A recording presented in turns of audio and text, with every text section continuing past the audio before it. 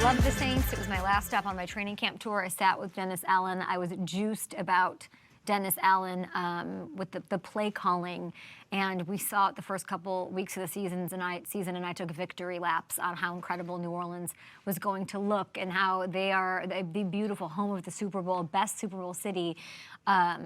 And that I still believe, but it has been dismal for these Saints, and I don't know what they have to hang their hat on. They're just going to sell off pieces, a total rebuild. What does it mean for veterans? And now we're sitting here, New Orleans losing 7 straight after that hot start, hotter than anybody in the NFL. Hate hot starts, as we all know, not great, but it was enough for Mrs. B to say, we're pulling the cord here. This is not the standard that we have set here. Something has to change. Now, who's taken over? Assistant head coach, special teams coordinator Darren Rizzi. He'll be the interim guy. We'll see what kind of spark that leads to. Does it matter if they have a spark? I don't know. Saints fans, you are so mad. They're mad at me, Saints fans, for saying, believe in Derek Carr. They're mad at the world. They're mad at everybody at large. Are you mad about the change? Did it need to happen? How you feeling? Let me know at Up and Adam Show. Man. This is a team that I've always championed, and I hate when they make it hard to do so. I think not supporting your quarterback, no matter who it is, by the way, Spencer hasn't looked incredible in spots either. But the wheels have fallen off. What do you wrap your head around? What do you hang your hat on with this squad, right?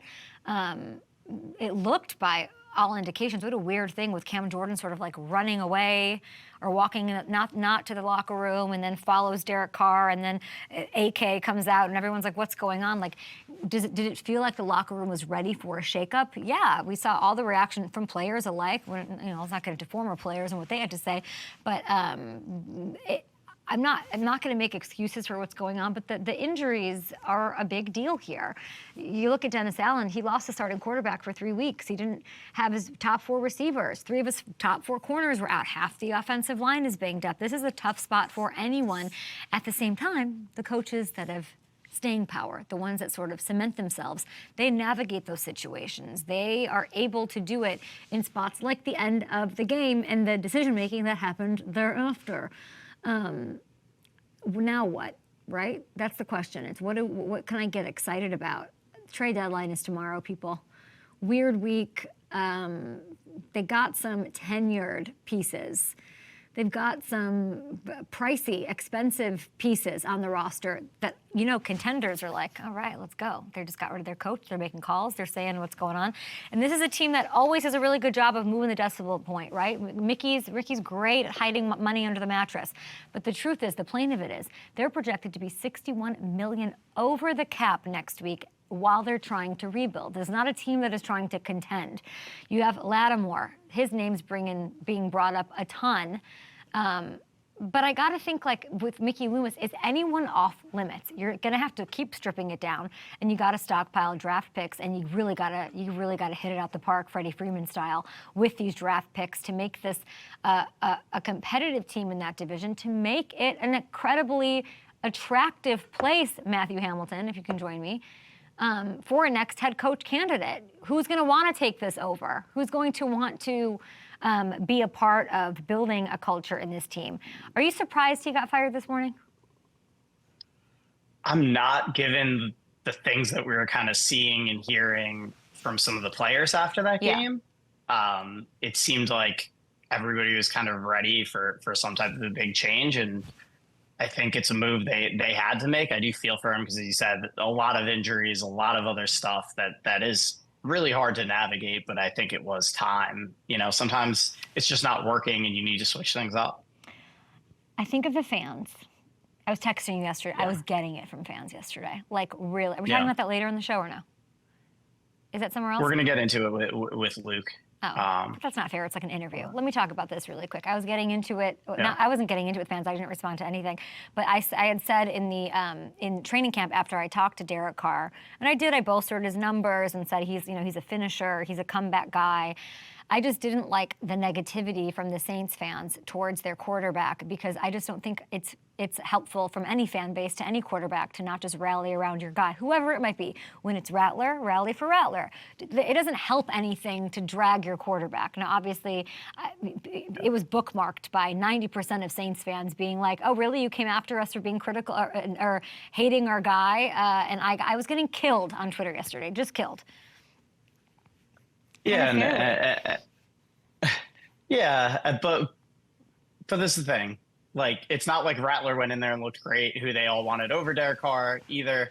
It doesn't help anything. Again, it doesn't help anything to be negative towards your quarterback or rooting for him to fail, which it seemed like it got to that point. And again, I understand the frustration, because we kind of know what Derek Carr is. If you make the situation perfect, he'll execute it. And that's what we saw the first 2 weeks. But then when you lose 2 offensive linemen and the receivers start getting hurt, then it all starts to crumble and the cracks start to show in his game. And I think that's what is a fair frustration from these Saints fans. Well, they were saying you're putting our wide receiver. It started because he was putting the wide receivers in harm's way to Saints fans, like you're trying to get my wide receiver killed, kind of stuff was like all over Twitter. I'm very in tune with what's going on, but I'm not going to apologize for saying you should rally around your quarterback when things are down. But I'm going to say things are really bad. The thing that I thought about most when this news hit this morning and the game, every time they have, in this seven straight losses, I just think, and Kamara just signed an extension, so he's there, but I'm thinking about Cam Jordan.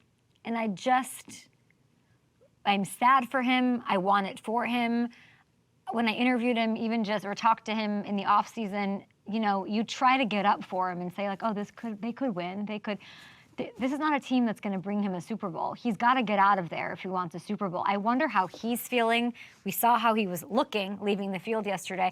But trade deadline tomorrow, is he open to leaving? Would Saints fans be like, Saints fans, are you just like, absolutely not, this is our guy? Does he want to stay there through this? Does part of a Saints fan base that's so, like, loves him so much, don't you want to go see him go to a contest? I don't know what the energy is. I'd like to know from Saints fans, would you be okay with him leaving? If you're Cam, are you dug in and there's no world where you'd entertain being with another team? Is he a sellable piece? He is. I mean, especially, he's shown the versatility. He can move inside now. As a rotational guy, he can help out a team that needs some depth up front. Like a Bengals, for example, and that does need depth on the defensive line. Hey, you do wonder how much it is up to him, because he does seem. I mean, all his tweets are just so pro New Orleans and wanting to get it fixed there. But you're right, the clock is ticking, and if he does want to win a ring, it is going to have to be somewhere else with the situation there. It's going to take a few years to turn this thing around with the cap situation. I don't think he has a few years. I wonder if there's like a conversation going on, or are any sides even open to it? He's got we were there in the summer, and his relationship with ownership, he is that team. He is the face of that team. Yeah. For him to go, but it's one of those similar Myles Garrity sort of conversations of like, these are, beyond being a Saint, these are the players that you want to see get a ring. You want to see it work out, and there's no, of course, guarantee that'll happen on any other squad, but to put him in that position, because this Saints team is in full breakdown, burn it down, and regrow, rebuild, and do that mode right now. Really, really tough. We'll get into New Orleans more with Luke Kuechly. Thanks, Ham. But we also had, it was a weird, it wasn't, last week was so fun. This is a weird Sunday.